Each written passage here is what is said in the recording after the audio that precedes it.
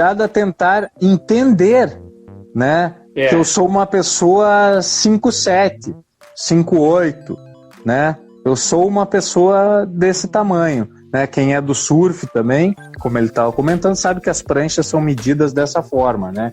Então, você tem uma prancha 7'8", você tem uma prancha 6'1".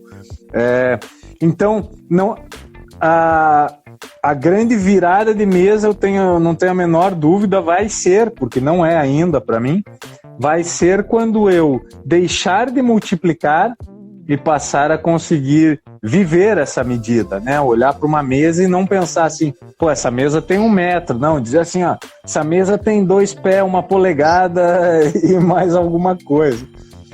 Cara, e não para por aí, né? Porque quando você abre uma fita métrica, cara, tem fita métrica daqui que não tem centímetros, velho. Aí, porra, é tanto número. E daí não tem centímetros.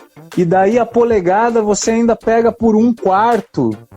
Então, no meio da tua fita métrica não tem só as medidas. Tem 1/4, meio, 3/4 da medida. Cara, é uma completa loucura, rapaz. É uma completa loucura. E a jarda? O que é a jarda? Como é que é? Porra, a jarda, ela é 90... Cara, não sei se a jarda é 90 centímetros ou... Deixa eu só lembrar aqui. Jarda, sem jarda... a jarda, se eu não me engano, é 90 centímetros. 1 metro é 90... Porra, agora me pegou todo. Mas é isso aí, velho. É 90 centímetros, entendeu? Um campo de futebol tem 100 metros, aproximadamente. Um campo de futebol americano tem 100 jardas, tem 90 metros aproximadamente. Mas carro, isso aí eu tô falando, cara. Tô falando sem saber. Mas como eles estão comentando aqui, é a mesma coisa. Aí você fala, então eu vou viver a cultura americana e agora eu vou assistir um esporte. E você chega lá no esporte, velho, e o cara tá falando em jardas, entendeu? Correu 10 jardas. E você fala, meu, por que nós não estamos falando em metro aqui? E daí você pensa assim, não, tudo bem, cada um pode ter a sua medida, né? Se os caras querem medir em jarda, que meçam em jarda, né? O problema é que daí pra distância, cara, eles têm o metro, tem a jarda, tem a milha. Porra, vira uma loucura, velho. Então você vê, nós estamos ainda falando de medidas. Nós já falamos de pé, já falamos de polegada, já falamos de jardas e agora é milha. Porra, não tem cabeça que aguente, né, cara? Não tem... Pô, você olha no teu carro, você não sabe em que velocidade você tá, velho. Você tá tranquilão, sabe... Você acha que tá bem devagar, né? Você pensa, 88 milhas por hora, né? De volta para o futuro. Quantos quilômetros que eram? 100 e lá vai bolinha, né? Acho que era, né? 140, isso aí. 80 milhas é mais ou menos 120 quilômetros. Cara, você veja que loucura, velho. Que loucura, né? E essa é uma das razões pelas quais dizem que os americanos não querem fazer essa transformação, que é uma transformação cultural desse tamanho no país, envolve você chegar numa estrada e transformar o que é 25 milhas por hora, né, em 40 quilômetros por hora. E isso dá um nó na cabeça do caboclo, entendeu? E você ter um acréscimo de acidente, você ter prédios que não sustentem o seu peso, Cara, eles falam muito sobre... sabe quando você vai passar um viaduto e tem aquela plaquinha, né? Altura máxima. Sim.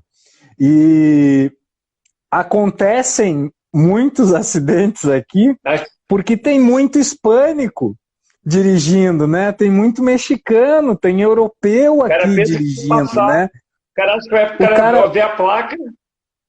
Exatamente, o cara acha que vai dar, rapaz, e não dá, entendeu? Quando ele vê, ele tá levando o viaduto. Eu nunca me esqueço uma vez, devia ser um americano, né? Um cara que entalou embaixo daquela ponte de ferro ali na rodoviária, sabe? um cara foi passar com um caminhão ali e entalou na rodoviária de Curitiba.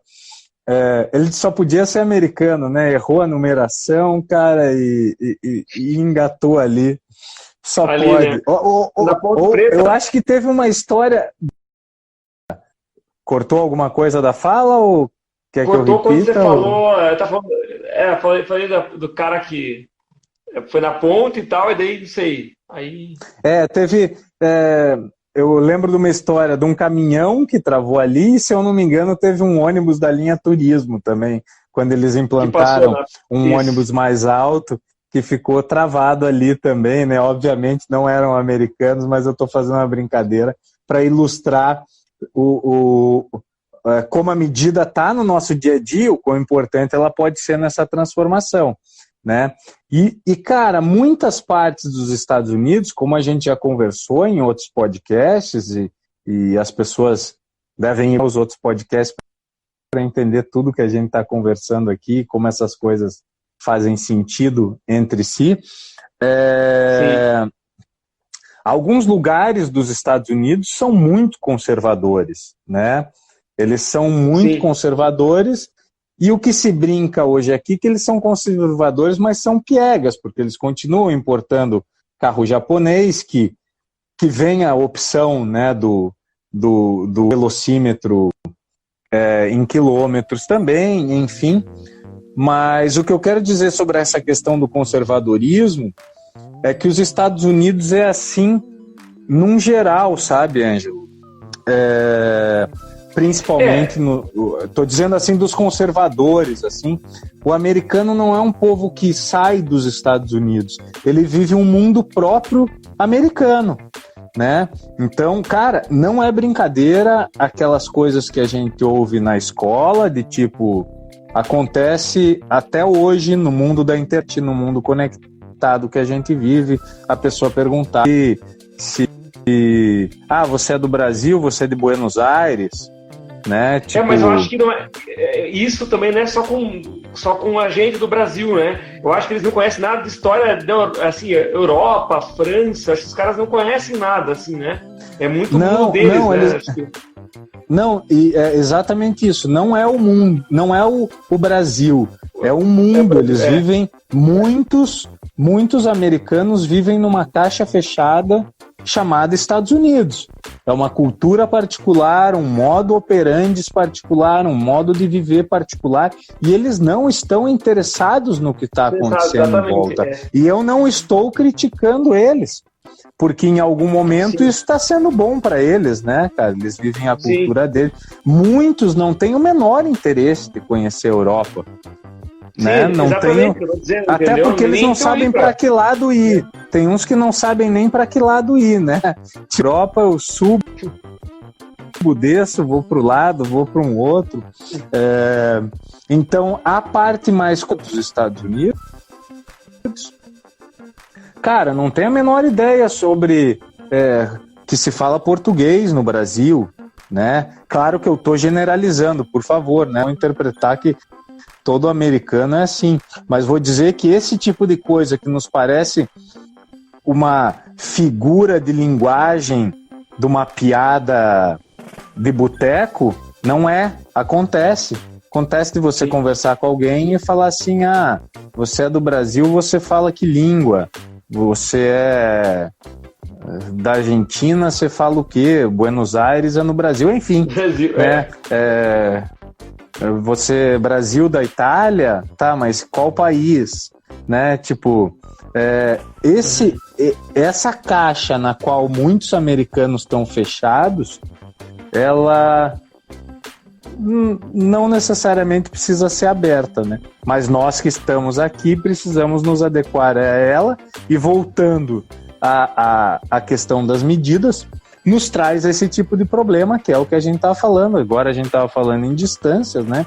Quilômetros ou milhas, né? Então você sai para dar uma corridinha, mas o teu relógio está configurado, teu celular ou teu GPS está configurado em milhas, né? Daí você corre um tanto achando que correu outro tanto, depois você que corre, né? Então, em vez de você botar 42 quilômetros, você bota 42 milhas, né? Você que vai fazer a tua corrida aí no dia 4, é isso? É isso, dia 4 de outubro. 4 de outubro. Então, pois daí em vez de você bota em milha, né? São mais milhas, então, né? Seria mais milhas, teria que fazer. São mais milhas, exatamente. Seria fazer. Cara, eu vou chutar aqui, seria mais ou menos umas 60 milhas que você tem que fazer. E pode acontecer o contrário também, né? Você achar que já está adaptadão, né, cara? Você fala assim, eu vou correr 60, né? E quando você vê no teu relógio, tá quilômetro, né? Porque aí tem outro problema, né, velho? Porque o mundo tá se conectando, né, cara? As coisas estão evoluindo, então tá todo mundo virando multicultural. Então os equipamentos começam a vir, principalmente para os Estados Unidos, né? Os equipamentos começam a vir com duplas medidas, né? Então você tem que estar bem atento em qual medida você seleciona, né? Qual é a medida que você seleciona, porque você enlouquece, velho. Você enlouquece. Você começa a fazer conta, você já se acha um ignorante na matemática, já não basta você ter que converter dólar e real, que muda sempre, você tem que fazer as outras conversões, né? Eu até vi que o pessoal perguntou... Aonde se costuma surfar aonde se costuma surfar e qual a temperatura aqui? É água em graus ou... Então vamos para outro, né? Vamos para outra questão de medida, né, cara? Que é a conversão do Fahrenheit para o Celsius, que esse já tem mais uma razão, se eu não me engano, é uma razão científica, né? Porque em alguns lugares você teria que medir temperaturas muito baixas e se você fosse para o Celsius você ia entrar em números negativos, então o Fahrenheit te ajuda nessa conversão, mas mesmo assim é uma loucura, né, cara, porque não é uma coisa exata, né?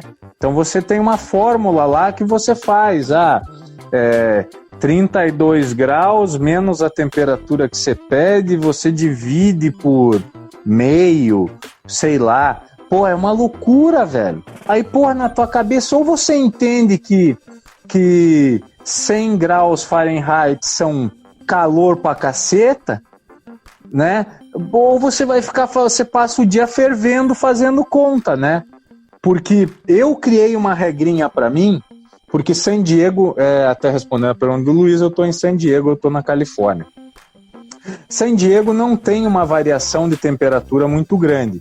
Então essa divisão na conta da tua conversão Fahrenheit para essa divisão não faz tanta diferença aqui nesse formato que eu uso. Eu pego o meu valor, olha que loucura, né, velho? Olha que loucura. Eu pego esse valor que eu tenho, por exemplo, aqui diz que está 72 graus Fahrenheit. Eu diminuo 32, que seria 40, e divido o resultado por 2, que me daria aproximadamente 20 graus.